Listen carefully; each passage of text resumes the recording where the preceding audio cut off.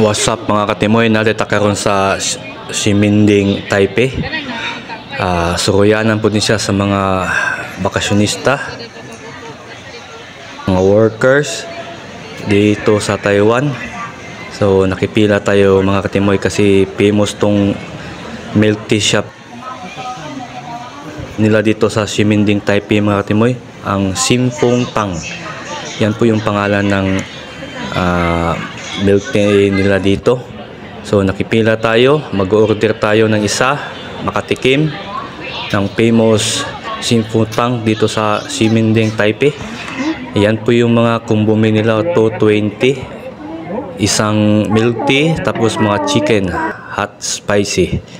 Ayan po yung ginagamit nila ng handmade traditional boba.